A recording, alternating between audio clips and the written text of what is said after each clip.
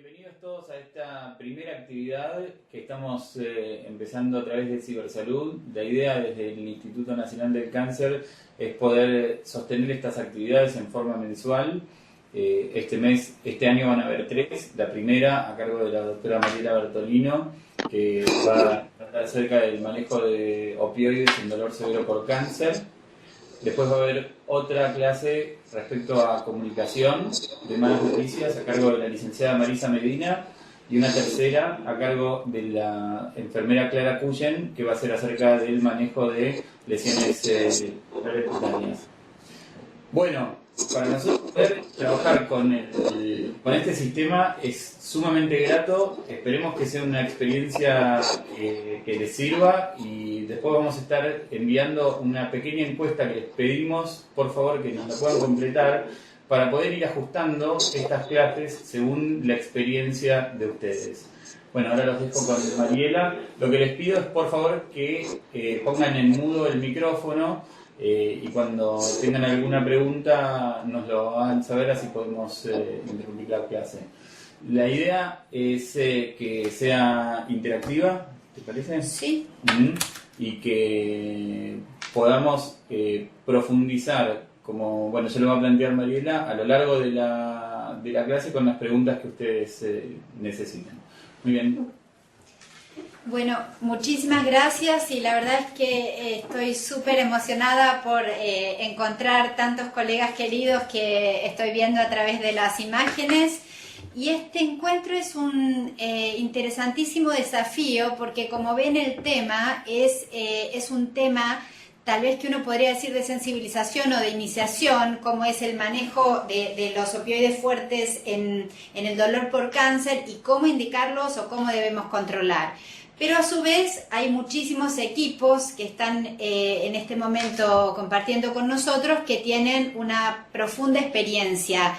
Entonces intentaremos pivotear en ambas cosas, en dejar en algunas cosas de base claras, pero también intercambiar algunas que puedan ser de mayor expertise o de problemática de equipos ya más especializados.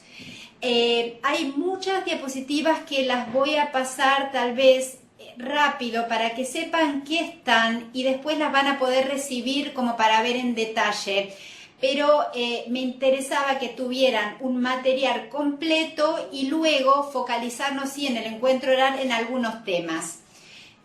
Dicho esto, entonces algunas cosas vamos a detenernos y empezamos con la presentación.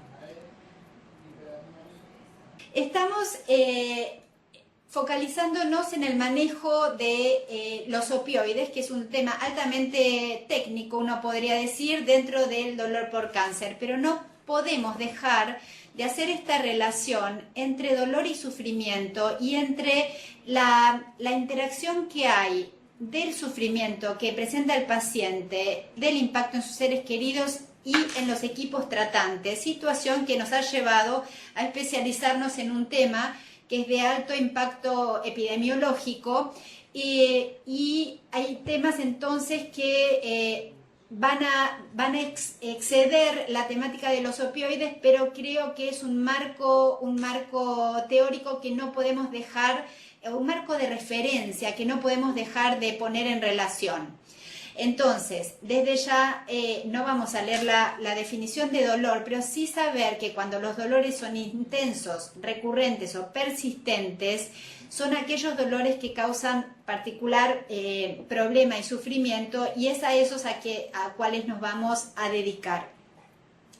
Entonces, desde ya en cáncer la problemática del dolor es muy frecuente, y la posibilidad del alivio es enorme. En realidad, el alivio es del 100%. La posibilidad de un alivio realmente efectivo ronda entre 70 y 90%, pero 100% son aliviables, y sabemos que penosamente todavía esto está muy subtratado. Y aquí vemos como una evaluación de Human Rights Watch, que es una organización no gubernamental que trabaja y ha y ha encontrado la problemática del dolor, si alguien puede mutear perdone gente, si pueden poner los micrófonos en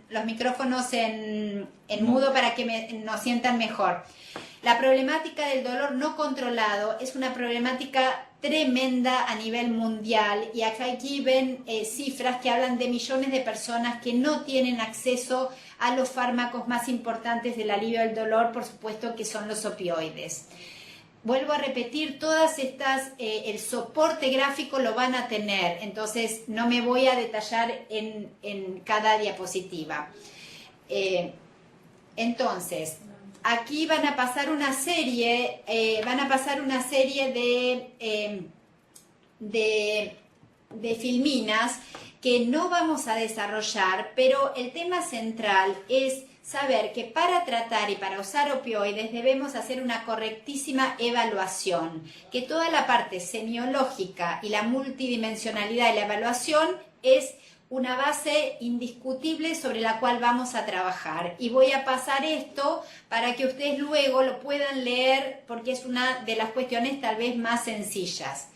Desde la localización del dolor, la intensidad, saber que es importante tener algún tipo de registro sistematizado en donde cada equipo marque esto y pedirle al paciente también que lo use, es una orientación mucho más precisa y objetiva que nos va a permitir evaluar luego la calidad de la atención. Ahora, una escala numérica no es una suficiente evaluación de la complejidad de lo que es el síndrome doloroso.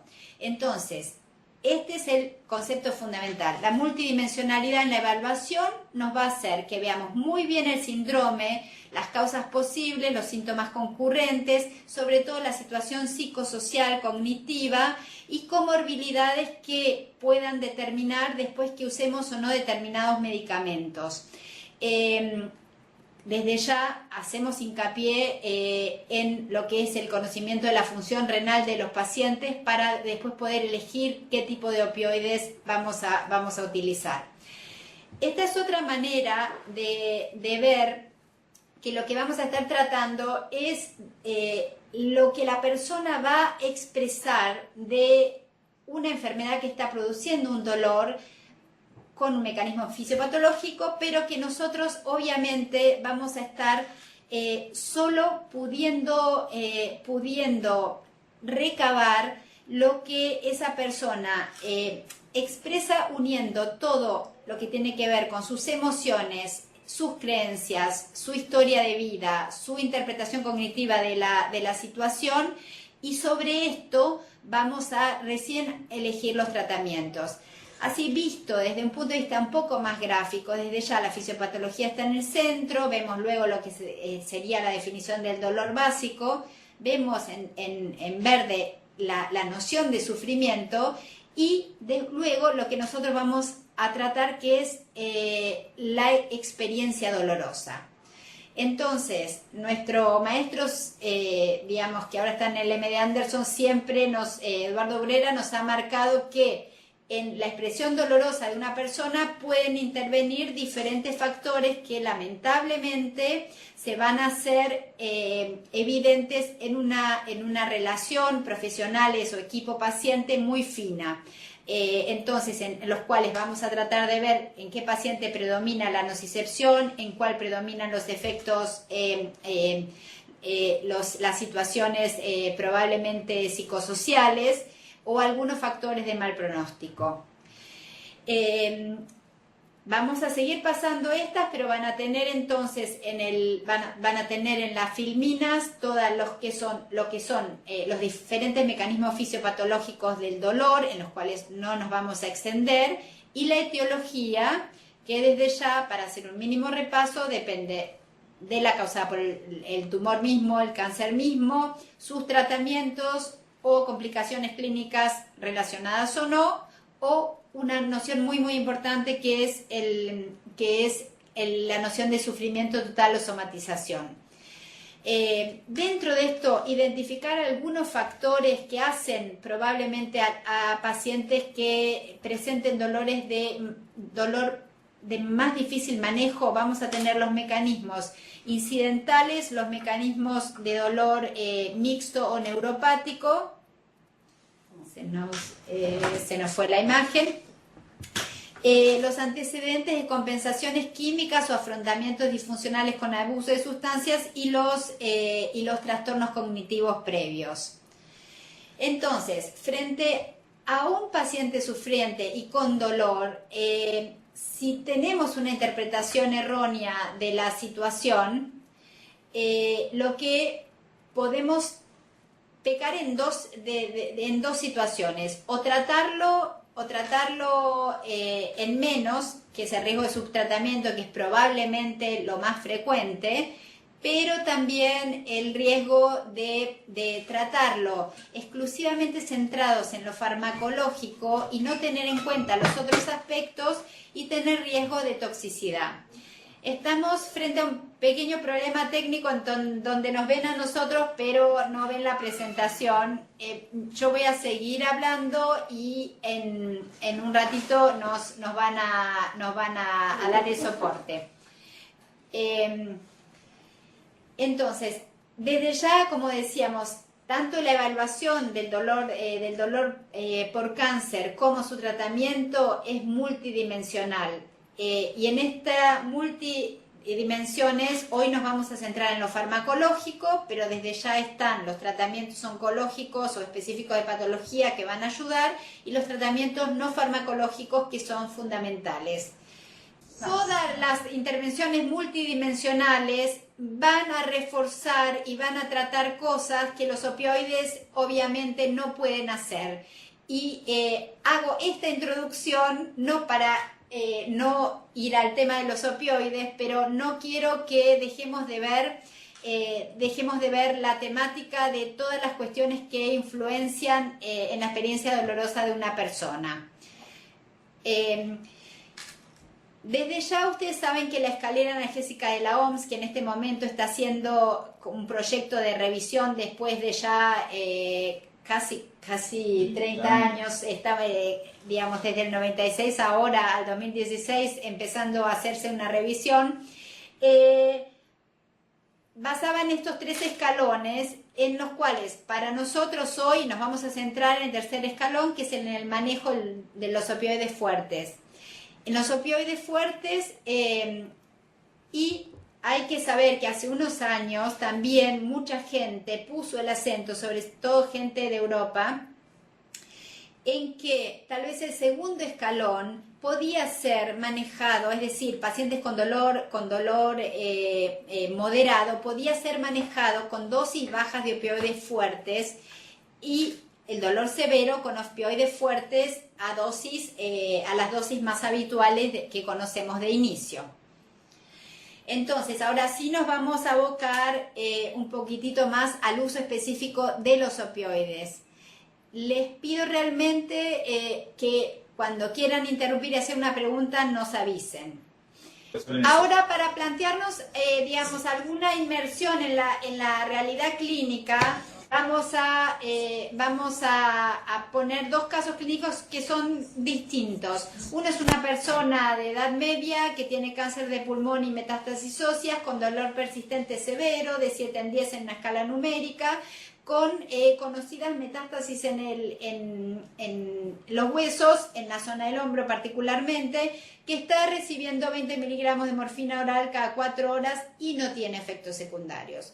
Por otro lado, tenemos la realidad de otra persona, de otra mujer que es joven con cáncer de cuello de útero, que está tratada con oxicodona 10 miligramos cada 4 horas, ambos opioides fuertes estamos hablando, y tienen severo dolor abdominal también, pero náuseas, vómitos, y encontramos una situación clínica que nos plantea insuficiencia renal y una uropatía obstructiva.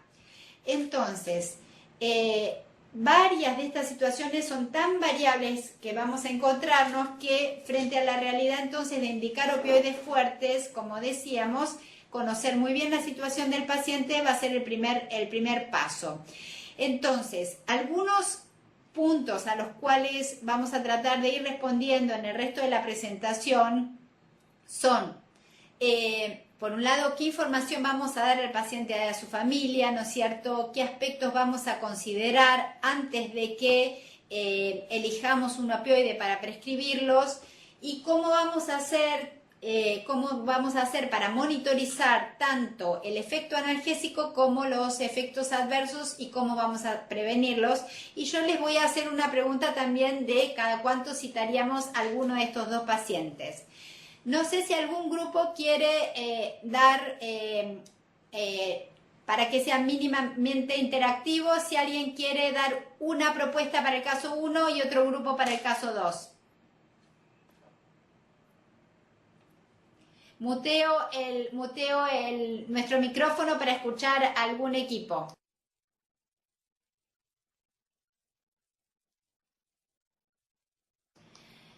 Invito a San Martín, que conozco mucho, a que diga qué haría con el paciente del caso 1.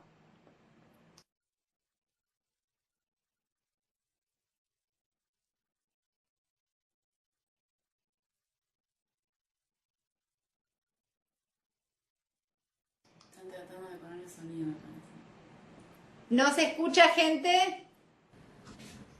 Me parece que nadie se debe animar. Yo no tengo problema, uso los opioides en general como para ver. Entonces, en el primer caso, la paciente de la metadona era para ver qué información se le da a la familia, sería la primera pregunta. No, el primer paciente tenía morfina, 20 miligramos cada 4, dolor óseo severo y dolor no controlado con morfina y sin ninguna otra comorbilidad. Bien. Bueno, en realidad por ahí se podría decir que uno de los efectos adversos que uno más ve, bueno, puede ser un poco de sedación y constipación, es lo que más los pacientes te refieren, la constipación por los opioides en general. Entonces estar atento a eso, a veces hay que usar el bisacolilo porque no alcanza ni con el lactulón. Bueno, hay veces que hay pacientes que tienen cierta sedación y otros no, y en mi experiencia lo que vamos haciendo igual es aumentar la dosis, y cuando están con morfina sola yo no he asociado otra cosa, sigo aumentando la dosis según el dolor del paciente. Si no es suficiente, se administra más cantidad, no más que eso, y como adverso eso, si está constipado o requieren enemas o agregar catárticos, ¿no? Hasta lo que yo por lo menos sé. Perfecto, entonces en realidad ese paciente que presentábamos era un paciente que no tenía efectos secundarios y tenía dolor no controlado. Como buena clínica estás anticipándote a qué cosas hay que prevenir y te adelantas al tema de la prevención de efectos secundarios y de la explicación al paciente y su familia. Está perfecto. Y planteas como conducta ideal subir el opioide. Muchísimas gracias por esta intervención, y preguntamos si hay otro equipo que quiera responder mínimamente a la situación del paciente 2. Insuficiencia renal, uropatía obstructiva y un medicamento que se elimina por vía renal. Sí. Nosotros queríamos plantear primero cuál es la causa del dolor. Si el dolor es por uropatía obstructiva, uno podría plantear desobstruirla, y eso en cierta forma ayudaría a calmarle el dolor. Y después, por otro lado, como dijo usted, doctora, si la oxicodona es una droga que tiene una eliminación, que tiene una eliminación dependiendo de la función renal, no sería el opioide indicado, porque vamos a tener más riesgo de toxicidad. Pero también evaluar el motivo por el cual tiene dolor, y también hay que plantear lo que es la desobstrucción de la paciente, ¿no? A través de eso podríamos mejorar también la función renal, y también nos permitiría, si es así, si mejora su función, sí usar oxicodona, si no, otros opioides como por ejemplo metadona. 100% de acuerdo y muchísimas gracias, equipo de Benito Juárez, porque es exactamente el planteo más apropiado para esta situación. Vamos a seguir ahora a través de estos ejemplos y de otros viendo algunos temas teóricos. Mariela, una consulta. ¿Me escuchás? Mariela. Escuchamos, sí. Lo dejamos de ver. No, en el caso del paciente 1, del caso 1, independientemente de aumentar o no morfina, habría que pensar en la utilización de coadyuvantes como corticoides por las metástasis y algún AINE que no tenía, por lo menos en la descripción no estaba prescripto. Sí, absolutamente. Esto forma parte del enfoque farmacológico completo y complejo que hay que hacer de los pacientes, pero lamentablemente hoy no nos podemos focalizar en esos aspectos porque la clase es de opioides, pero si no presentando otra situación, digamos, de riesgo de accidente óseo o de otro tipo, para centrarnos en el tema de hoy sería el aumento del opioide, pero está perfecto lo que están planteando como consideración de otros fármacos. Gracias. A ustedes.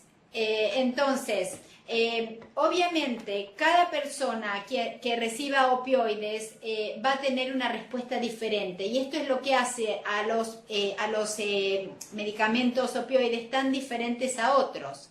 Y sabemos desde hace mucho tiempo, desde los años 90, que Russell Portnoy describió claramente que la dosis que va a ser necesaria para un paciente probablemente no sea igual a la que requiere otro paciente, y lo que vamos a tener que ver como clínicos es siempre monitorizar la respuesta que estamos teniendo deseada, es decir, el alivio del dolor, con la aparición o no de efectos adversos. Entonces hay una tríada muy clásica que está mostrada en este triángulo, que hay cosas que dependen del paciente y de sus comorbilidades y también de cuestiones psicosociales, de si tiene insuficiencia renal o no, de la edad y de demás temas, pero pongamos edad, funcionalidad renal, hepática como de las cosas más importantes, y de cuestiones que afecten la farmacocinética, por ejemplo, la absorción de la droga en un paciente que no pudiera tomar vía oral.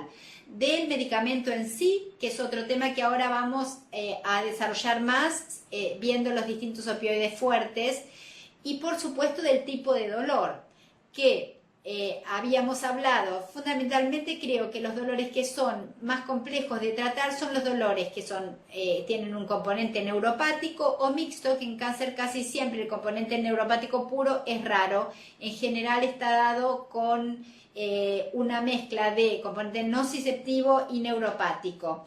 Y otra situación difícil de tratar es el dolor irruptivo o incidental. Entonces, hablar de opioides y su farmacología profunda no va a ser posible en media hora de charla, pero todo el material lo tienen y también está en toda la buena literatura a la que ustedes tienen acceso, desde el manual de Link hasta todas las guías de las distintas asociaciones internacionales. Obviamente vamos a decir que dentro de lo farmacológico vamos a usar en cáncer generalmente opioides agonistas puros. Los agonistas parciales como la buprenorfina pueden tener una utilidad pero menor, y en nuestro país tienen una limitación que puede ser el costo. Los agonistas antagonistas claramente no están recomendados, y los antagonistas como la naloxona y la naltrexona tienen un lugar en la utilización porque nos brindan seguridad frente a algunos errores de tratamiento, o a veces la acumulación de medicamentos opioides que puede poner en riesgo la vida. Y al final de la presentación van a tener como una pequeña guía del manejo de la naloxona. La naltrexona y la metilnaltrexona son antagonistas muy interesantes para asociar a los opioides en los lugares donde hay preparaciones industriales disponibles para prevenir efectos adversos como la constipación inducida por opioides. Entonces, desde ya los agonistas opioides fuertes que hay en el país tenemos morfina, oxicodona, hidromorfona no hay metadona y fentanilo. Los opioides débiles hoy no los vamos a desarrollar. Entonces, todos estos agonistas puros generalmente tienen metabolismo hepático y eliminación renal, la oxicodona y la morfina, menos la metadona, el fentanilo y la buprenorfina, que bueno, es agonista parcial. Entonces, de ambos también tenemos que saber que existen formulaciones de liberación prolongada o liberación inmediata, y que entre ellos hay una tolerancia cruzada que no es total. Es decir, si estamos con un paciente que está recibiendo morfina y presenta efectos secundarios no deseados, o de golpe en el hospital no hay más morfina, que suele pasar, podemos usar otro opioide fuerte para reemplazarlo, siempre teniendo una orientación en las tablas equianalgésicas, que no son para nada tablas matemáticamente exactas, son orientadoras, y uno debe estar evaluando clínicamente, usar los factores de conversión, pero sobre todo monitorear cómo es la respuesta de ese paciente. La meperidina y la nalbufina, como les decía recién, son fármacos que realmente no debemos usar en el tratamiento de dolor crónico por cáncer.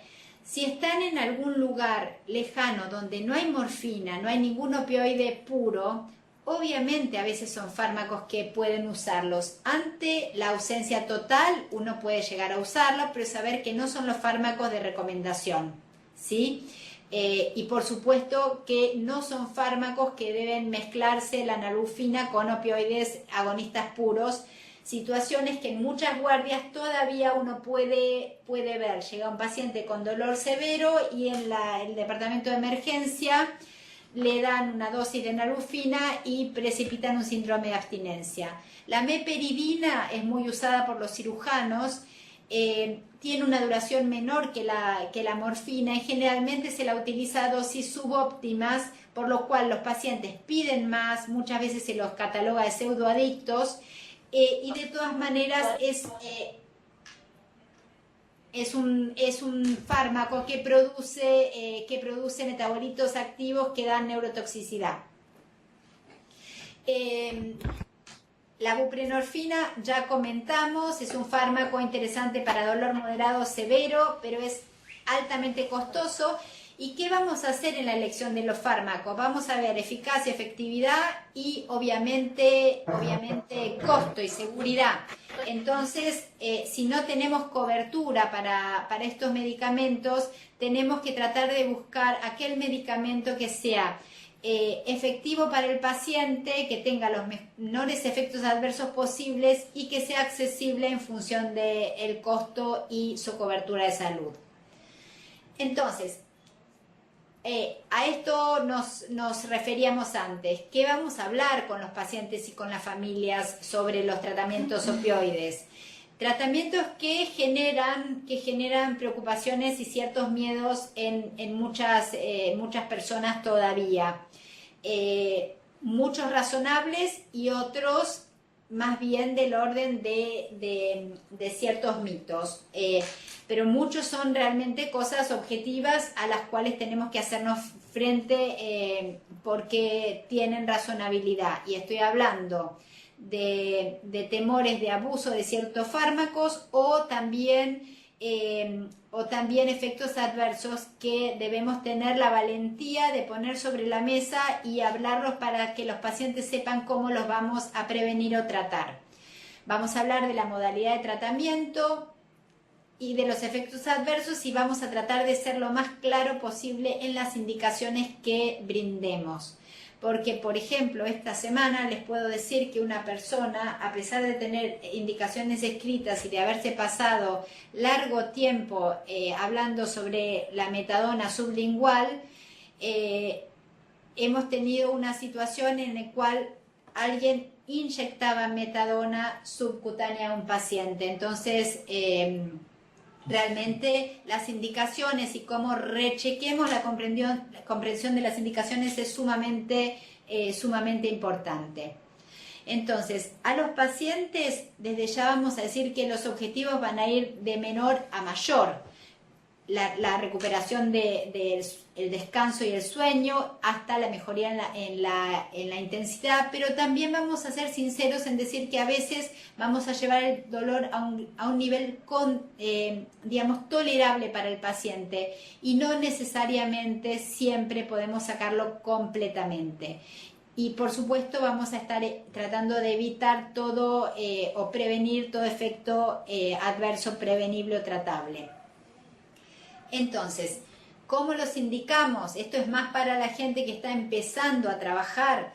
Los vamos a indicar a dosis fijas, intervalos regulares y vamos a dar dosis de rescate, buscando esa dosis única que va a calmar a cada paciente, aunque tenga el mismo tipo de tumor que el paciente que podríamos ver en la consulta anterior.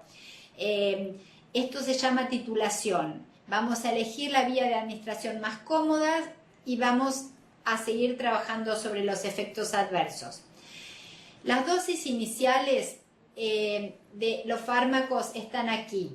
Aquí pusimos la de los opioides débiles para dolor moderado, que lo van a tener y no los vamos a desarrollar. Obviamente el propoxifeno, solo quisiera dejar en claro esto, que en el país todavía se usa bastante, y es un fármaco que ha sido retirado del mercado por sus efectos adversos y efectos adversos cardiovasculares en otros lugares. Entonces, a tener en cuenta esto.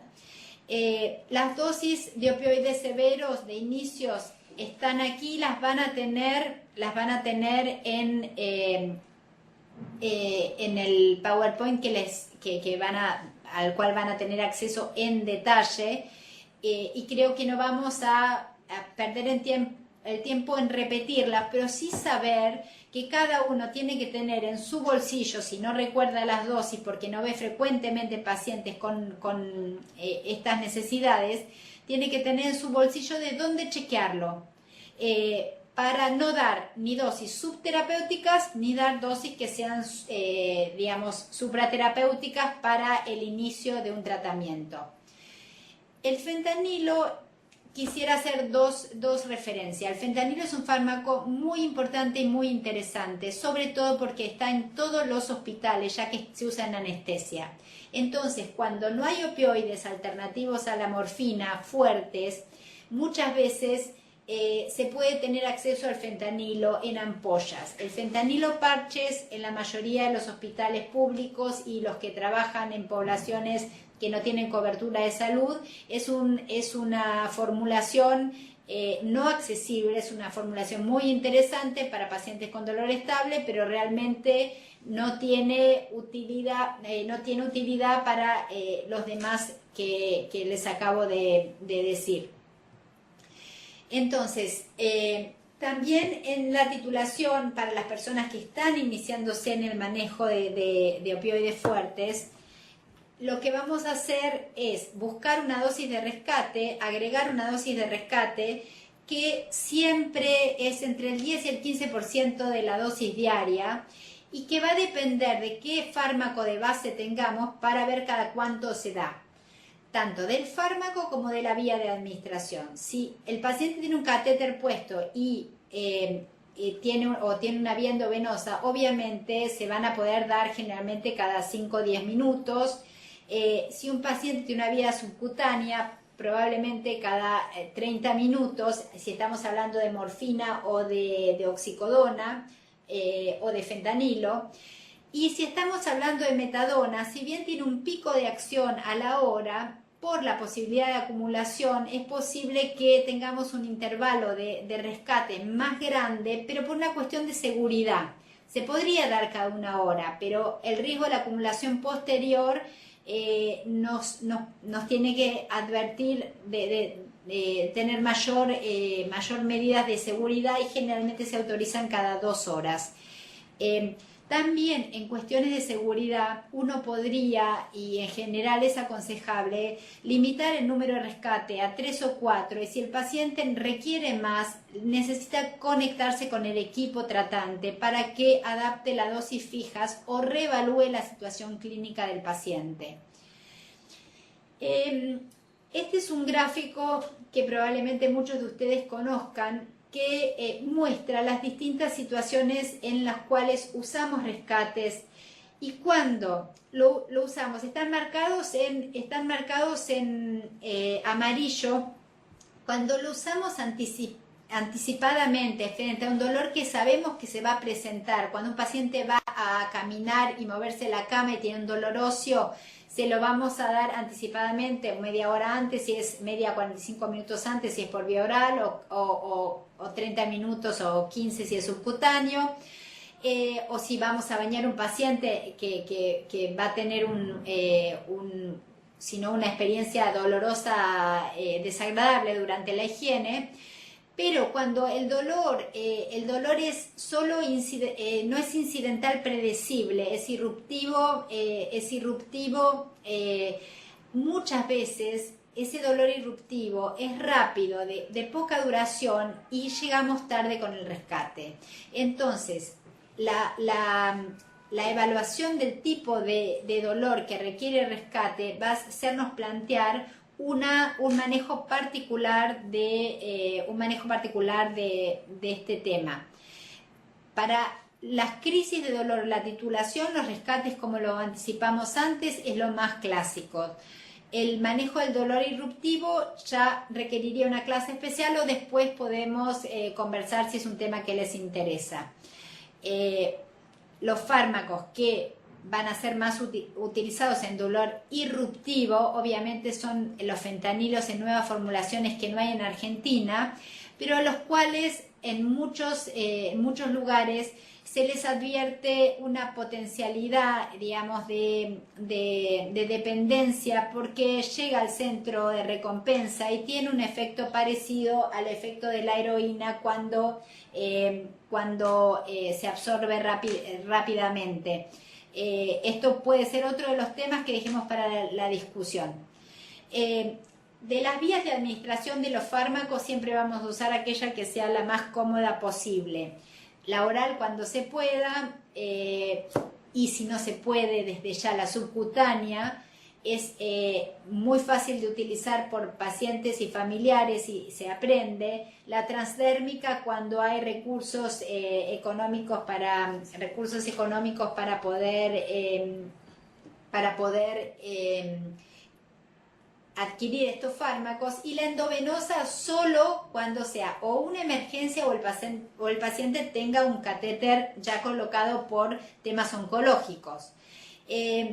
La presentación transmucosa en la Argentina todavía no la tenemos y sí es interesante pensar que la metadona en solución la podemos usar por vía rectal en pacientes que no puedan usar la vía oral. La metadona la vamos a usar también por vía sublingual si es necesario porque es muy liposoluble, pero son vías alternativas que en zonas rurales donde no hay acceso a lo mejor a fármacos inyectables pueden realmente sustituir a la vía oral cuando los pacientes no pueden tomar. La vía espinal es sumamente rara, menos de un 5% de los pacientes la requieren y requiere el manejo muy especializado de gente de dolor y la colocación, por supuesto, de los catéteres por los especialistas en anestesia. Entonces, ¿de qué vamos a hablar con los pacientes sobre efectos adversos o conceptos erróneos, llamados mitos muchas veces de los opioides? De lo que el equipo de Trelew estaba ya anticipando, ¿no es cierto? Todo paciente que tiene opioides vamos a saber que va a presentar constipación seguro, somnolencia al inicio del tratamiento, y a veces náuseas y vómitos y muchas veces neurotoxicidad inducida por opioides.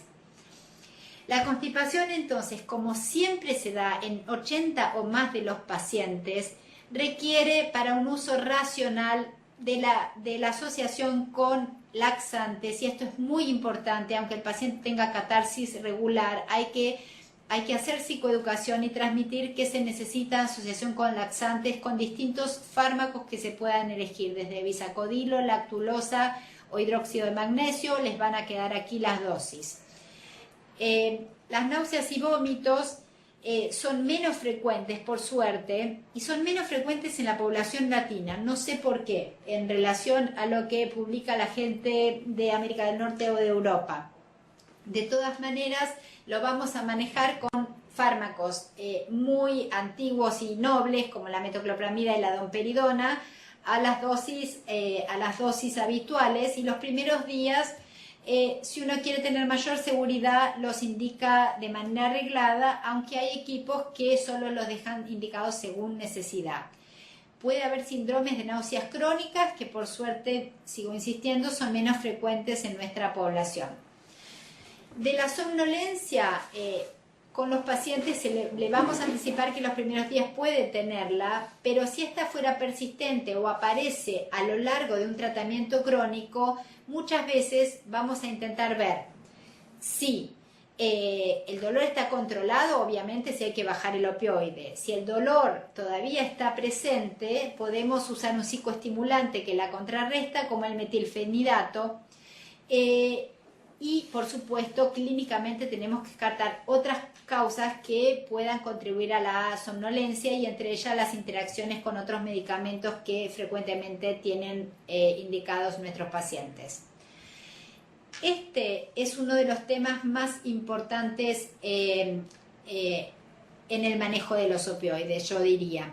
La neurotoxicidad inducida por opioide es un síndrome que incluye muchísimos signos cognitivos, hasta síndromes como el delirium, que es el síndrome confusional agudo, que puede también asociarse a mioclonías, que son movimientos espontáneos, o hiperalgesia, en rarísimos casos convulsiones y coma, pero son algunas de las cuestiones que nuestros pacientes temen, sobre todo perder alguna claridad en sus facultades intelectuales. Y esto es algo que debemos explicar, igual que explicamos cuando un paciente empieza con un tratamiento opioide fuerte, que los primeros días puede tener somnolencia. ¿Por qué? Porque si les decimos, si usted se siente que tiene menor capacidad de concentrarse, o siente alguna confusión, o siente que está con algún sueño despierto, o sea, una alucinación, llámenos enseguida y vamos a chequear si depende de los medicamentos o de otro tema, y si dependiera de los medicamentos, vamos a tener manera de tratarlos. Entonces, no explicar esto puede hacer que, si esto se presenta, los pacientes tengan mayor desconfianza a los medicamentos. Esto requiere que estemos muy tranquilos nosotros con la posibilidad de tratar esto, y por supuesto de tener fármacos para cambiar de un opioide a otro, que esta es una de las realidades que tal vez algunas de las provincias no tengan. Entonces, los factores de riesgo de la neurotoxicidad son dosis altas, una exposición prolongada, algún trastorno cognitivo previo, o por supuesto problemas en la hidratación o insuficiencia renal, y el uso de otras drogas psicoactivas asociadas que tan frecuentemente se usan, como las benzodiazepinas o antidepresivos. Estos otros efectos adversos son muy raros y no los vamos a tocar en el día de hoy, pero siempre vamos a decir que para prevenirlos vamos a tratar de usar la menor dosis eficaz para el paciente, optimizar la hidratación, pero sin decirle a una persona que tiene que tomar 2 litros, porque no puede, generalmente. Siempre indicar laxantes, y ya hablamos de los antieméticos, y por supuesto hacer un chequeo de las interacciones farmacológicas que ahora están disponibles en todos los teléfonos inteligentes. Entonces hagámoslos, porque con eso vamos a reducir muchos efectos secundarios. Para tratar efectos adversos, desde ya dijimos, si el dolor está controlado, reducimos dosis. Si el dolor no está controlado, podemos cambiar opioides o a veces cambiar vías o administrar adyuvantes, como decía el equipo del Hospital Sati para el caso del dolor óseo. Y muchas veces este último punto, que es el cambio o rotación de opioides, es uno de los temas más importantes para tener en cuenta y para discutir con las autoridades de las instituciones de salud. Sobre los temores de la gente hay muchísimo escrito, y aquí hay algo escrito mal, si voy a perder mi lucidez en vez de mi lucidez, disculpen el error de tipeo, pero son todas cosas que deben hablarse con los pacientes y sus familiares si uno quiere tener mayor tranquilidad y confianza en la relación y en la adherencia que van a tener. Entonces, tal vez no vamos a ir anticipándonos, pero sobre todo vamos a preguntarle a las personas si hay preocupaciones o temores en el uso de estos medicamentos y si conocen a alguien que haya usado estos medicamentos y hubiera tenido inconvenientes. Son preguntas que abren esta problemática para poder dirigirnos a lo que realmente preocupa a la persona. Desde ya, el temor a la adicción o lo que sería correctamente el término trastorno por abuso de sustancias, es un tema todavía muy fuerte y es un tema posible, aunque no es un tema frecuente, pero no queremos ni sobredimensionarlo en decir los opioides van a transformar a los pacientes en adictos, ni tampoco minimizarlo, sabiendo que hay un porcentaje de abuso de sustancias en la población que va entre el 10%, 5, 10%, a 20% según las poblaciones de riesgo. Y si conocemos ciertos factores de riesgo de adicciones, podemos estar más atentos a que ese grupo de personas pueda tal vez hacer un uso inapropiado de opioides. En ellos no significa que no los vamos a dar, significa que vamos a tomar otras medidas de cuidado y de atención para evitar el uso y el daño potencial de la salud por su mal uso. Que esto sería un paciente que confunda el uso del opioide para aliviar el dolor con el uso del opioide para aliviar el sufrimiento existencial o las dificultades que les causa la vida o reemplace otras adicciones por los opioides. Entonces, dentro de la elección de un opioide vamos a ver qué tipo de opioide es, cuánto sale, cuáles son las formulaciones disponibles en cada lugar del paciente. Ya habíamos dicho, vamos a tener que ver las comorbilidades, la función renal, la hepática, si ha tenido opioides previos o no, el tipo de dolor. Y desde los médicos, y este es un punto muy importante, necesitamos saber realmente que quienes prescriban los opioides se sientan en confianza y conocer muy bien la farmacocinética y la farmacodinámica de los medicamentos que utilizan, ¿no es cierto? Y que dispongan de la receta apropiada para usarlo. Nuestro sistema de salud lamentablemente no nos garantiza el acceso universal en este momento en la Argentina, en todos los lugares, a los opioides, pero cada lugar tiene ese desafío de buscar cuáles son las mejores estrategias para lograr más medicamentos. Estamos llegando, nos quedan 10 minutos y hay una serie de diapositivas que lamentablemente me parece que va a ser demasiado ambicioso pretender verlas. Pero obviamente con esto quisiera que vieran, van a usar opioides o en preparaciones magistrales si pueden trabajar con sus farmacias y así garantizar acceso a bajo costo, o de preparaciones industriales si los sistemas se los permiten. Voy a pasar una serie de diapositivas para centrarnos en la conclusión y dar lugar a cierto intercambio. Es un poco frustrante un tema tan grande tenerlo en una hora y les pido disculpas. Desde ya un paciente que está con opioides tiene que tener la posibilidad de contactar un equipo o su referente profesional, su médico o su enfermera 24 horas si hay señales de alarma que ustedes les puedan haber indicado, ¿no es cierto? Que son los signos de neurotoxicidad, náuseas y vómitos o falta de ayuda, falta de alivio del dolor, por supuesto. Entonces, lamentablemente en la Argentina necesitamos tener recetarios de opioides especiales que son triplicados y que a veces hay que pagar, y esto es una barrera todavía para muchos médicos para la accesibilidad de los opioides, pero se pueden conseguir en los distintos colegios médicos o aquí en la ciudad de Buenos Aires en ANMAT o INAME.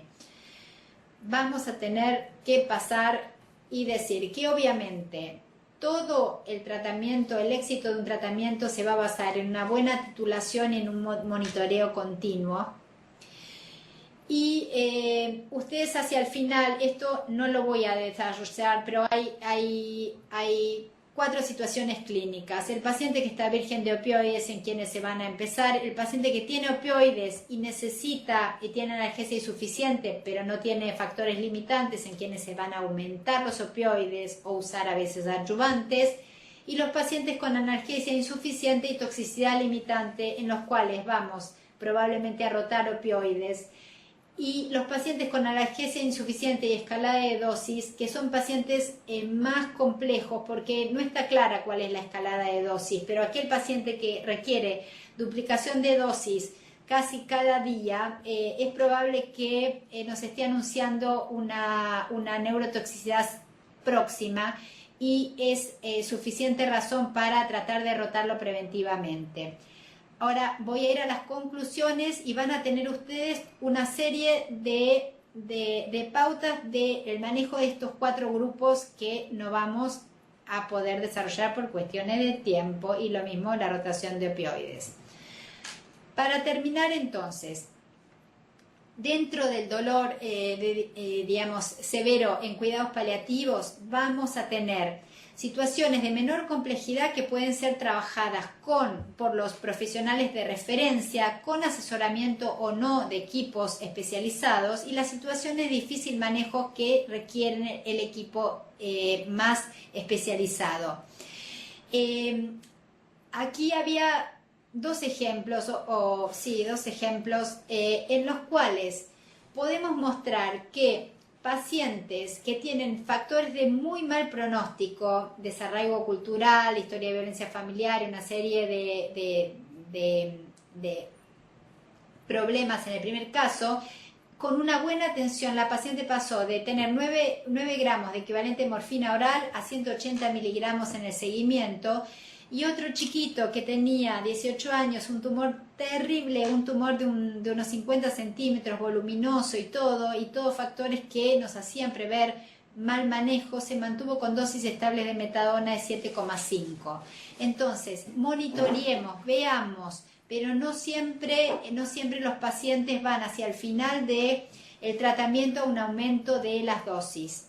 Esto lo vamos a pasar, y el desafío es trabajar en esta dinámica entre las necesidades de los pacientes, los recursos existentes, y fomentar las redes de trabajo, las redes regionales, las redes nacionales, para poder apoyarnos y fortalecer estrategias.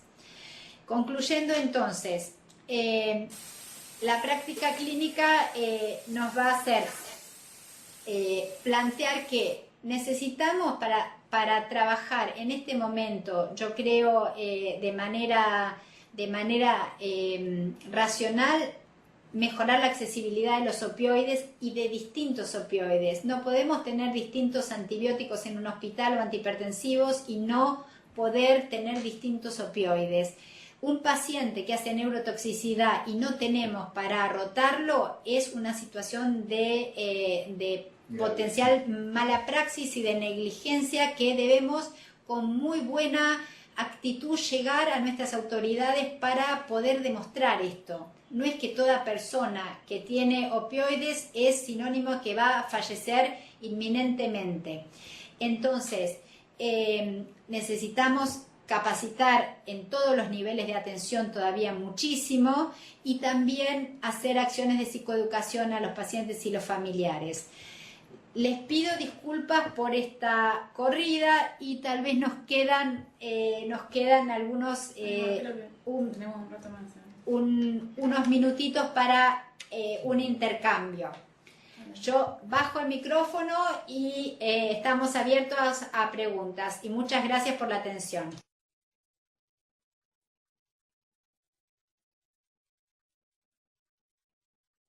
Hola, sí, nuevamente de acá. Una consulta en realidad en relación al material. Nosotros para poder tenerlos en PowerPoint o algo tenemos acceso por la biblioteca del Ciber. ¿Hay otra manera de compartirlo o no se puede compartir?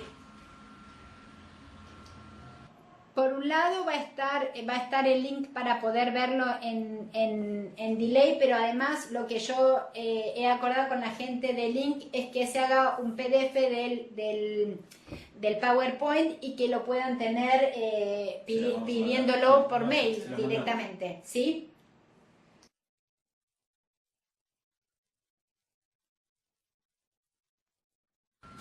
Pidiéndolo por mail, pero ¿a qué dirección? ¿Al Calma? ¿Alguna lista que figura No, acá? no, esas son mis datos. No, Sí. eso, Decirle que lo nosotros, mandamos y si no, nosotros que nos vamos a reclamen, pero- enviarlo a todas las direcciones de correo que se inscribieron para el curso. Así que lo van a recibir al PDF y también van a recibir un link desde el cual van a poder acceder nuevamente a la clase. Ah, buenísimo, muy amable. Después, en relación al contenido, sé que bueno, no había tiempo para ver lo del switch.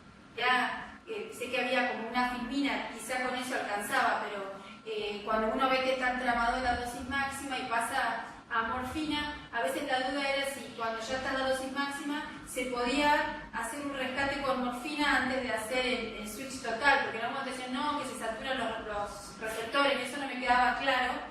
Antes del switch, si lo paso derecho toda morfina, yo le puedo hacer un rescate y de ahí lo paso. ¿Cómo vendría a ser ese tema?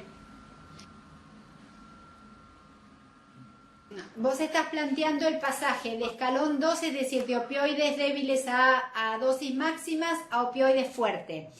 En ese caso se puede dar un rescate, digamos, no hay ningún inconveniente de dar un rescate de morfina, pero podés suspender completamente el tramadol y pasar a las dosis equivalentes de morfina, que para dosis máximas de tramadol de 400 miligramos días son obviamente entre 45 y 60 miligramos día de morfina. En eso se hace. Y lo que hay que pensar, que yo no dije, es que probablemente en muchos lugares tengan más acceso a tramadol y codeína que a opioides fuertes. Pero si hacen el cálculo del costo del tramadol y codeína, es tremendamente más alto. Entonces, la verdad que con las autoridades habría que hablar sobre la posibilidad de tener más opioides fuertes y usarlos a dosis bajas que indicar tramadol y codeína. El otro día hicimos un cálculo para una persona y tenía más cerca de 700 pesos de manejo de opioides débiles contra una dosis infinitamente menor usando opioides fuertes. Muchas gracias, muy claro. Hola, Mariela. Samuel. Sí, perfecto, escuchamos. ¿Se escucha? Hola, Sí, escuchamos perfecto. ahora estoy. Hola. Hola, Panta. Hola, Mariela. Escuchamos a Posadas, grande. Posada acá. Hola, Buenos Mariela. días. Hola, hola. Bueno, gracias por esto. La pregunta que queríamos hacerle, no sé si queda tiempo, es ¿qué recomiendan a ustedes con el manejo de naloxona? Es un fármaco muy disponible en el hospital y del cual no tenemos pleno manejo institucional. La naloxona es un fármaco, por ahí bloqueamos ahora los otros micrófonos, es un fármaco esencial para que todo equipo que maneje opioides tenga disponibilidad de naloxona en el hospital. Hay publicaciones recientes que están incluso sugiriendo que cada paciente que lleve opioides debería llevar su ampolla de naloxona en casa por si hubiera algún accidente. ¿Qué sucede? Puede requerirse el uso de naloxona porque hay un error de dosis, ya sea por profesionales que dan una dosis equivocada o por que esto es humano y puede pasar, o porque los pacientes se entienden mal y toman mal, o toman el del frasco así sin control. La naloxona entonces, a un paciente le vamos a dar los factores de alarma de cuando hay somnolencia severa, trastornos cognitivos, enseguida contactar a los equipos y ya sea, si están con oxicodona o morfina y tienen estos síntomas, más o menos insuficiencia renal, puede llegar a requerirla.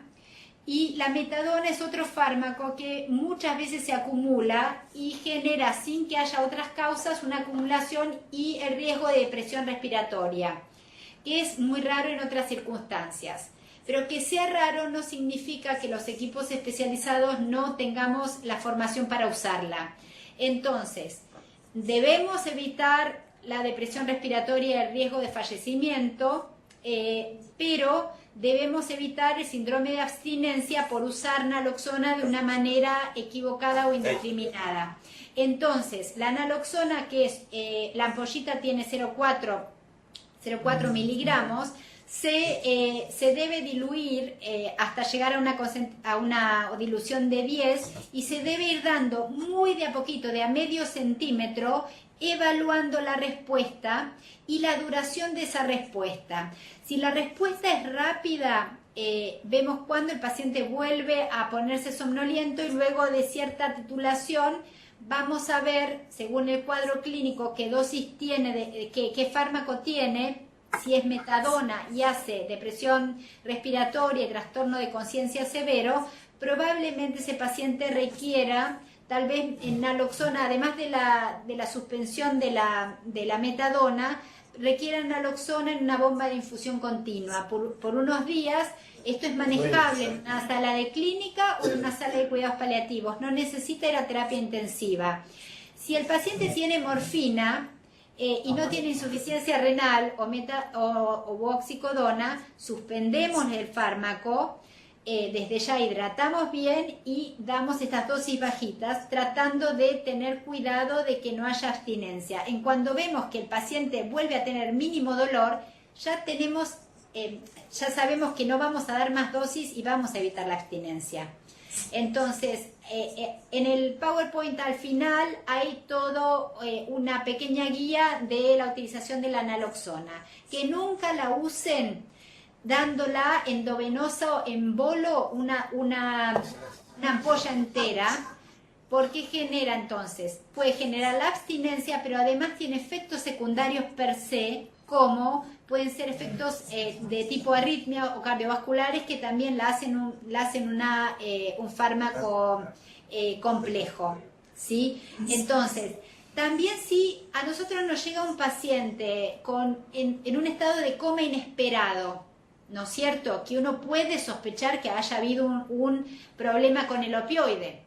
Una de las situaciones que hay que discriminar es si el paciente está en final de vida porque ha habido una complicación o ha habido, y hay que respetar eso y no hay que usar la naloxona, o hay que hacer una prueba y hay que usarla. Si se hace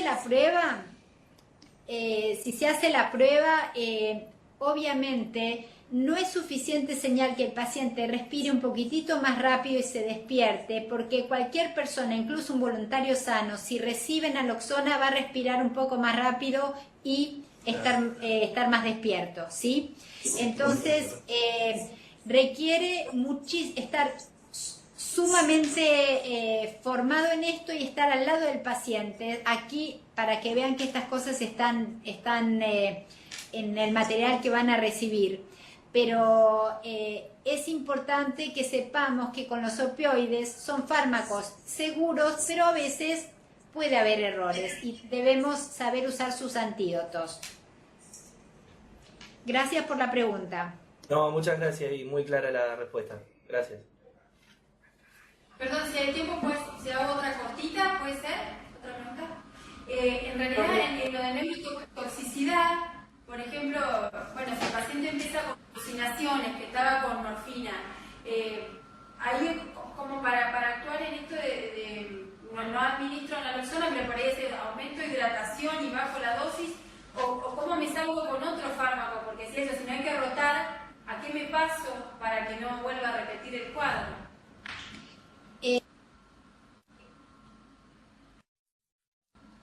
Perdón, no tiene audio, perdón, usted no le escucho. No le estoy escuchando. Perdón, ahí está. Si el paciente tiene dolor controlado y tiene estos efectos secundarios, delirium o alucinaciones o este tipo de cosas, obviamente, y no tiene insuficiencia renal, vamos a bajar la dosis o saltear una dosis controlando para bajar obviamente el nivel de droga en el organismo, mientras podemos hidratar. Ahora, lo más frecuente es que los pacientes que presenten estos temas tengan acumulación de metabolitos activos que son neurotóxicos o el fármaco per se, porque la metadona no tiene metabolitos activos conocidos y da neurotoxicidad también por acumulación muchas veces. Entonces, en esos casos, aquí te puse la diapositiva, se calcula la dosis día que tiene el paciente, se hace una reducción del 30%, del 30 al 50% más o menos de la dosis a la que voy a querer llevar, porque si cambio de un opioide a otro, no hay una tolerancia cruzada exacta, completa, por temas farmacocinéticos, y para eso voy a haber usado obviamente las tablas equianalgésicas, ya sea bajo el 25 al 50% antes o después de haber hecho la dosis equianalgésicas, y voy a reemplazar un opioide por otro. Aquí ves en el punto 4 que está puesto que hay dos formas de rotar, o la progresiva o la rápida. Probablemente la forma rápida es la que ahora se esté usando más, tanto en metadona o en opioides de liberación prolongada, aunque hace muchos años usábamos la progresiva, que era ir bajando el opioide inicial lentamente en 3 días, 30% cada día, mientras subíamos el otro opioide 30% cada día, monitorizando si era necesario cada día subir o no. Pero uno se plantea esto, si el paciente hizo toxicidad, ¿por qué le voy a dejar el fármaco si todavía además ese fármaco está dando vuelta? Entonces, si yo lo suspendo en forma completa y lo reemplazo por una dosis progresiva del segundo fármaco, probablemente sea más seguro para ese paciente. Porque aquí estamos buscando, cuando tenemos una rotación por toxicidad, sobre todo estamos buscando la seguridad del paciente. Nos garantizamos el alivio del dolor con la posibilidad de rescates. Pero lo que más buscamos es que no haya una complicación que ponga en riesgo la vida del paciente, porque o haga depresión respiratoria o tenga un cuadro de delirium con agitación psicomotriz, que se pegue, que se caiga de la cama o que pegue a alguien y que tenga alguna complicación, una fractura o algo asociado a un delirium hiperactivo. Entonces, una vez que elegimos el nuevo fármaco, vamos a dar el nuevo régimen de dosis y los nuevos rescates. Desde ya monitorear muy frecuentemente. Pero no es esto, muchas veces, si el paciente no está muy complejo, se puede hacer incluso por ambulatorio, teniendo un acceso a un control telefónico por lo menos de los pacientes diariamente. Muchas gracias. Hola, ¿sí? ¿Me escuchan? Hola, Walter. Sí, perfecto. Hola, Sí, Walter. hola de Misiones. Un gusto realmente, fantástica la charla, la verdad que nos aporta elementos muy interesantes. Una primera cuestión, nosotros nos manejamos bastante con algunas planillas para registro a nivel ambulatorio del uso de los opioides, y la verdad que nos permite trabajarlo bien en consultorio externo para especialmente las dosis de rescate y poder llevar una titulación. Esto para aquellos equipos por ahí que todavía no están en esto, es interesante eso. La otra cuestión es, también tenemos algunos problemas en cuanto a la accesibilidad a otros opioides que no sean la morfina. Nosotros, la morfina se produce en la provincia, en el laboratorio de la provincia, y por tanto, si bien hay suficiente cantidad, resulta que la accesibilidad a veces por los propios médicos no se logra. Y básicamente la metadona, que es lo otro que podemos obtener alternativamente, que utilizamos en los pacientes con insuficiencia renal. Nosotros tenemos bastantes casos de cáncer de cervix con 3B que tienen insuficiencia renal posobstructiva, y entonces a veces, obviamente, si el paciente está en una condición que nos permite, usamos la metadona, si no, tenemos que reajustar la dosis de la morfina de acuerdo a lo que necesitamos. La otra disponibilidad es el fentanilo, pero no tenemos demasiada experiencia, por ejemplo, en el uso por goteo o perfusión endovenosa. ¿Nos podrías comentar un poco, darnos algunos criterios, alguna idea de ese manejo? Perdón, buenísimo, Walter, lo que decís del registro de los opioides. Yo creo que cuanto más se ayude a los pacientes a tener este tipo de registros, más seguramente trabajamos con ellos y ellos aprenden más y vemos la adherencia a estos problemas. El segundo punto, y me alegra mucho el trabajo que están haciendo, la verdad, en el hospital de Posadas, y a todo el equipo que se ha formado en estos últimos años. El segundo punto es que el fentanilo, como decía, está accesible en todos los hospitales, y sí es recomendado usar con bomba de infusión, porque es un fármaco potente que tiene muy poca duración de acción. Entonces nosotros lo usamos en general por vía subcutánea, no necesariamente endovenosa, y la dosis equianalgésica recomendada en este momento es 100 microgramos, digamos, 100 microgramos, ¿cómo? Un quinto. La ampolla puede ser de 250 microgramos o de 500 según las formulaciones, pero es 200 veces más potente que la morfina oral, ¿sí? Entonces,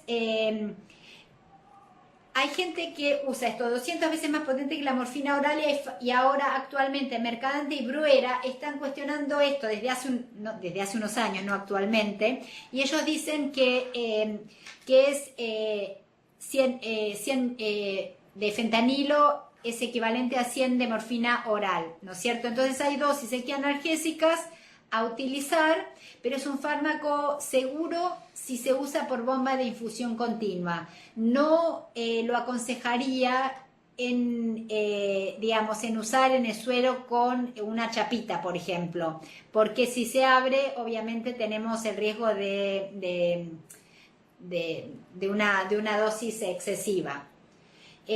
La metadona, como decían, se puede usar o por vía sublingual o por vía rectal también, en casos de que los pacientes no puedan tomar. Y el planteo que hacen ustedes de cuando no tienen opioides, obviamente, es usar tal vez la morfina en pacientes con insuficiencia renal cada 12 horas o a veces cada 24 horas, es una alternativa en situaciones límites.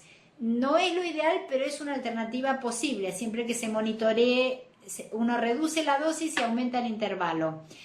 Lo que quisiera hacer como pregunta general a todos los equipos es si pudieran decir cuántos equipos de los que están conectados tienen más de 2 opioides fuertes en disponibilidad en su institución. Posadas. Hospital Posadas. Sí. Bueno, tenemos disponible metadona al 1% y al 0,1 también, ¿no? Para pediátricos, morfina al 2%, 2 por 1000, 4%, y fentanilo en ampollas. Gracias a Dios disponemos de esas presentaciones. Fantástico. ¿Algún otro hospital? En Neuquén. ¿Cuál es? Sí, hola. Es el Neuquén. Hola, sí. Solamente en jarabe, 5 miligramos y en el Junín de los Andes que hace preparados esa pedición de morfina te la hacen. Y parches de fentanilo. Pedimos si de a un equipo se conectan y los demás, cuando alguien termina, levanta la mano y los vemos, así conectan el micrófono.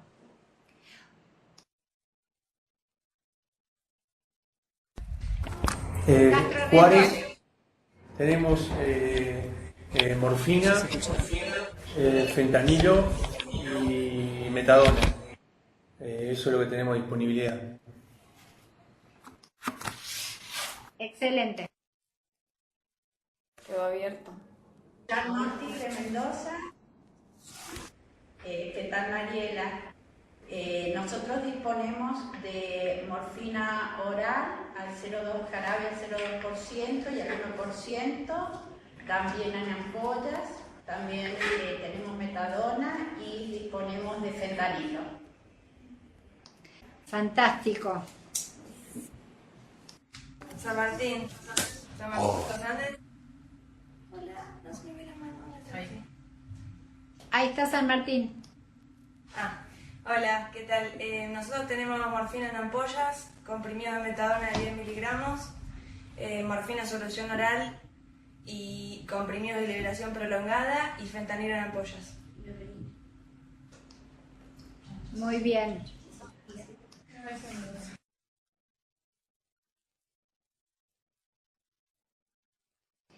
¿Qué equipo solo tiene un opioide fuerte? ¿Se escuchó? Mariela. Sí, escuchamos. En el Hospital de Sati de Viedma, el programa en realidad dependemos del programa de cáncer de la provincia y proveen morfina sulfato, clorhidrato, fentanilo en parches, nos proveen, ¿sí? Y metadona en comprimido, además de la morfina en polas.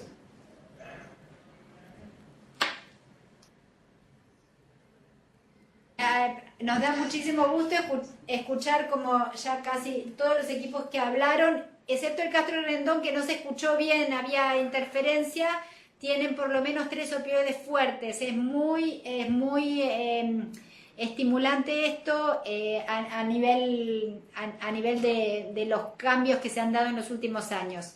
Les pedimos al Castro Rendón si puede volver a decir qué tiene.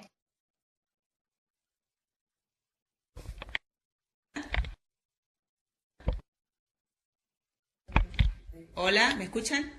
Sí, ¿qué tal? Soy Sandra Chacón de Neuquén. Sí, nosotros tenemos la posibilidad de tener un laboratorio magistral de morfina en Junín de los Andes y tenemos acceso a gotas con la concentración, una gota, 1 miligramo, y después jarabe, también la concentración que uno necesita. Parches de fentanilo en ampollas y morfina en ampollas. Esa es la... Y metadona también. En comprimido, 5 o 10 miligramos. Gracias, Sandra. Un comentario que me gustaría hacer es con respecto a las gotas.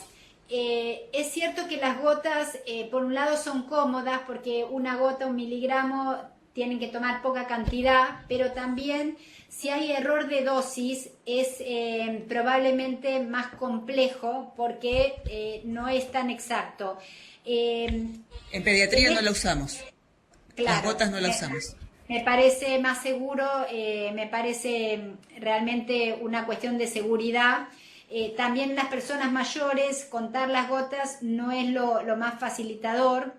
Y cuando uno tiene un equipo de farmacia que da distintas concentraciones, es interesante tal vez después de muchos años en lo que ha pasado en nuestra institución es que normatizamos a usar al 10 por mil o 1%, y para la gran mayoría de los pacientes esto es en dosis bajas y medianas o altas, es una concentración cómoda. El unificar las concentraciones a veces evita errores. Cuando uno tiene muchas concentraciones, en algunas circunstancias, no estoy hablando de pediatría, que ya es un tema que requiere otro tipo de concentraciones, pero a veces el tener una concentración como base puede reducir los errores, y sobre todo tener en cuenta que los goteros no siempre son iguales, y a veces cuando indicamos gotas no sabemos muy bien qué está recibiendo el paciente, y hay que tomarse el trabajo de medirlo con jeringa para tener exactitud sobre la dosis que recibe. Muchas gracias. Gracias, sí, lo tendremos muy en cuenta. Mariela, yo quería preguntar, porque otro tema que también es interesante es si en la mayoría de los lugares se le da la medicación, no solamente cuando está internado, sino después en forma ambulatoria, porque esa es otra limitación muy importante que tienen muchas instituciones. Me gustaría escuchar qué está pasando en otros lugares. No es un problema que tengamos en el Hospital Posadas, pero ¿qué pasa en otros lugares? Sí, Ruti, muy importante, así que a mí me encantaría, y a Nicolás también seguramente, saber qué está pasando con la provisión institucional de los opioides a pacientes ambulatorios. Hola, ¿me escuchan? Nosotros lo que hemos logrado un poco en estos años avanzar con la farmacia del hospital, o sea, hay una farmacia que está fuera del hospital pero que pertenece también al ámbito institucional, y después la que está dentro del hospital. Hemos logrado que en la farmacia dentro del hospital existan hay frasquitos de morfina. Nosotros utilizamos solución al 2 por 1000, que eso es lo que produce la provincia. Entonces hemos logrado que se incorporen a la farmacia hospitalaria, con lo cual cuando necesitamos la provisión o rotarlo a morfina oral al paciente que ya lo veníamos forma parenteral con el control del dolor, lo pasamos a la morfina oral que nos provee el hospital, y después sigue con la provisión fuera del hospital ya por ambulatorio. Buenísimo. ¿Qué otro hospital provee? Hola, ¿qué tal? Yo soy de Rawson. Hola. ¿Me escuchan? Escuchamos. Bueno, sí, yo con respecto a la cantidad, a los opioides que tenemos para manejar es la morfina de jarabe al 2 por 1000 en ampollas y fentanilo, y de la misma manera los pacientes cuando pasan a ambulatorios se les da la posibilidad de llevar la morfina jarabe a sus casas. También en la misma, solo una dosis hay acá, al 2 por 1000. Fantástico. Al 2 por 1000 lo que tiene es que pacientes que tienen dosis altas tienen que tomar mucho volumen. Claro, es menos amarga, pero tienen que tomar mucho volumen. Claro, yo en este momento, yo soy farmacéutica, no sé si les dije, soy la farmacéutica del área externa, no soy en este momento la que, lamentablemente, no soy la que está formulando en mi hospital, estamos en ese proceso también. Pero sí, cuando yo tuve la oportunidad de coordinar la farmacia, la hacía en esa presentación, sabíamos tener metadona también por compras del propio hospital, porque nos pareció un acuerdo interesante con los médicos, ahora no hay. Y yo la formulaba en un jarabe simple también, y la aromatizaba, le ponía algún aromatizante para, qué sé yo, ya que estén doloridos, por lo menos que tomen algo un poquito más grato. Y no les parecía mal a los médicos, es como que estaba con mayor aceptación por esto del sabor, aunque no es muy fea, pero bueno, en esa concentración, como usted bien dice, pero ayudaba. Totalmente, la verdad que te felicitamos por pensar en eso, porque eso hace muchísimo también a que el paciente se sienta bien. Gracias. Y por representar a la farmacia. Sí, a veces no hay tanto acuerdo como uno cree, pero yo trato de trabajar todos los días por los pacientes y estoy tratando de tener la posibilidad de nuevo de tener un laboratorio en el área externa, porque a veces se hace complicado. Un jarabe de morfina es un extremo, pero a veces en otros temas no son tan fáciles, pero uno lo intenta todos los días. Muchas gracias. Nicolás preguntaba sobre el uso de la metadona en primera línea. No sé si alguien quiere comentar si usa metadona como opioide de primera línea en dolores severos. Para ir terminando.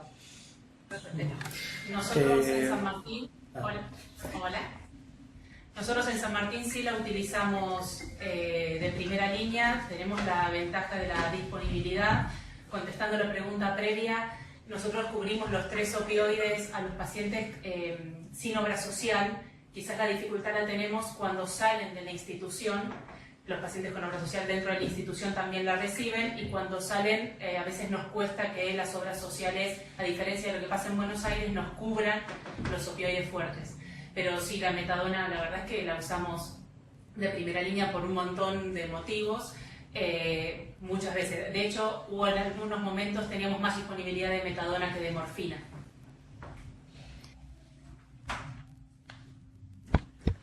Gracias, Vicky. Hola. Les quería comentar con respecto a lo que hace el equipo de Vicky en San Martín. Nosotros tenemos en este momento en el Hospital Tornú la metadona, es el opioide que se usa, el 70% de los pacientes que reciben opioides fuertes en primera línea es metadona. Pero esto no debe ser generalizado si no hay disponibilidad de, como en San Martín o acá en este equipo que tiene 24 horas de acceso telefónico. No son fármacos que se puedan usar sin dar ciertas garantías de seguridad a los pacientes, pero en los pacientes que donde tienen estas coberturas realmente es de bajo costo, de comodidad en las tomas, y es seguro. Sus inconvenientes se manejan si se dan las pautas de alarmas correspondientes.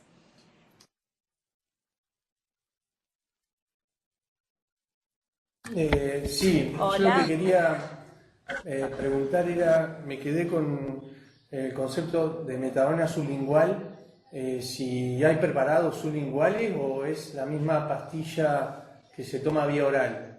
Y después otra pregunta era sobre el fentanilo, si fentanilo en ampollas sublingual se puede administrar o no. Mira, muy buenas las dos preguntas. La metadona sublingual es la metadona en solución acuosa, no la pastilla. ¿Sí? La metadona que se prepara solo polvo de metadona más agua, que esa es la solución más básica. Al 10 por mil es en general la que usamos, y entonces una dosis de 0,2, que es una dosis inicial, realmente es muy fácil, es unas gotitas que se ponen con jeringa abajo de la lengua, o por un catéter por vía rectal como usaban los italianos. El fentanilo en realidad se supone que podría absorberse, y hay gente que ha usado, pero estos son usos, digamos, que no están avalados por por el ANMAT como las regulaciones actuales, pero obviamente igual que la metadona es muy liposoluble y uno podría inferir que se absorbe por vía sublingual o intranasal.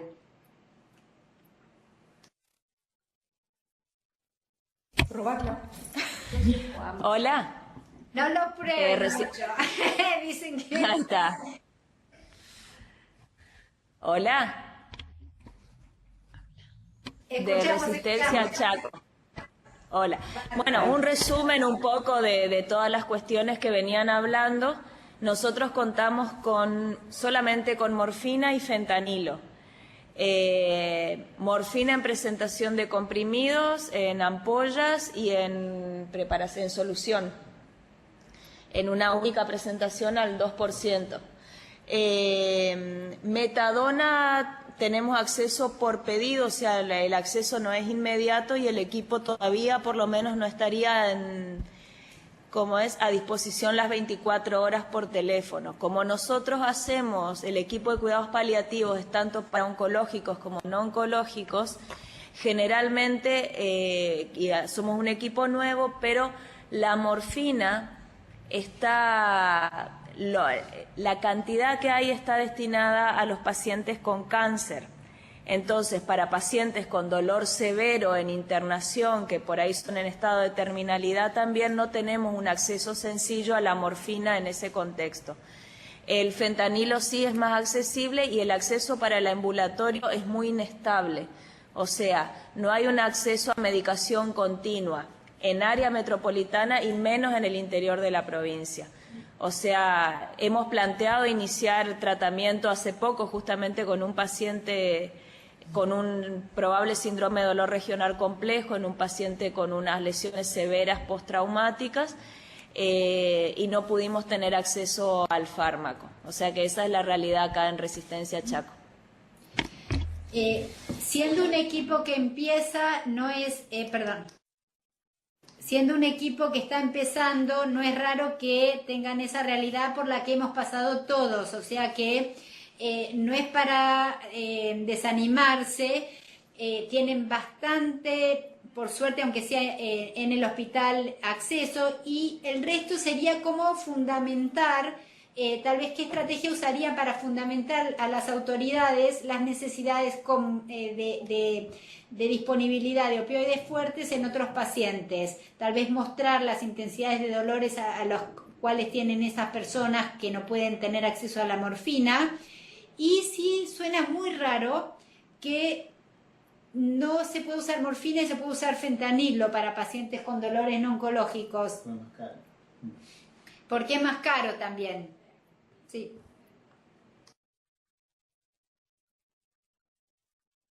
No te escuchamos. Es por la disponibilidad que hay dentro del hospital. Es más fácil conseguir una ampolla de fentanilo, que por ejemplo hay en abundancia en UTI o en anestesia, que la morfina. Entonces por ahí es más fácil, y al tener bomba de infusión por ahí a veces utilizamos fentanilo. Está perfecto, y además, bueno, acá estamos viendo, tal vez para ir cerrando, porque me parece que estamos con los tiempos, que realmente uno necesita buscar las estrategias que cada lugar le permite lograr que los pacientes tengan accesos. Algunos van a ser usando más fentanilo, otro más metadona, otro más morfina, pero siempre ver si con esas estrategias logramos solucionar la necesidad de alivio del dolor de la mayoría de los pacientes. Y cuando no se haga, dejar registros y hacer como evidencias, hacer un ateneo, hacer algo que muestre al hospital o la comunicación con el Instituto Nacional del Cáncer contando la realidad, como para que se puedan hacer acciones de formación que los apoyen. Pero realmente se ve como un desarrollo lindísimo en el interior, y están trabajando con muchos opioides que hace unos años esto era muy poco frecuente. Nos alegra mucho escuchar esto. Sí, desde el Instituto Nacional del Cáncer también estamos promoviendo y dándole forma a lo que va a ser el programa de producción pública y distribución gratuita de opioides, y eso va, digamos, se van a poder producir y distribuir comprimidos de morfina y de metadona. Todavía no podemos precisar fechas porque no tenemos exactitud de cuándo va a empezar la producción, pero creo que sí nos vamos a estar poniendo en contacto con ustedes, porque uno de los desafíos de ese proyecto es poder hacer llegar la medicación a los lugares donde se pueda prescribir y donde se pueda controlar, pero también es conocer la previsión de consumo y saber cuál es el uso y la tasa de uso de los opioides que ustedes están utilizando. Así que seguramente en el transcurso de los próximos tiempos vamos a estar enviándoles ciertas planillas o cierta documentación para que nos puedan completar esa información en función a poder ajustar de la mejor manera posible y de la manera más eficiente este programa. Es un programa que es fantástico. ¿Perdón? No, sí, es un programa fantástico que se hizo en algunos equipos piloto en los últimos 2 años, y realmente llena de orgullo pensar que vamos hacia eso, que es una necesidad sanitaria y que la Argentina pueda tomar esto en serio es fundamental. Así que el trabajo en conjunto de los equipos clínicos con los farmacéuticos va a ser clave para tener estos datos de consumo de opioides y tener las previsiones que el instituto necesite para enviar medicamentos. Qué bueno, qué importante.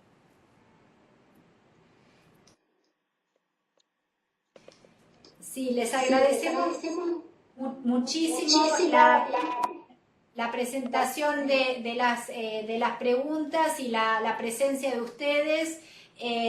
Creo que el intercambio posterior, personalmente, es como lo más valioso de esto, aunque seamos tantos, pero realmente es una actividad muy, muy interesante conectar distintos puntos de este país tan grande.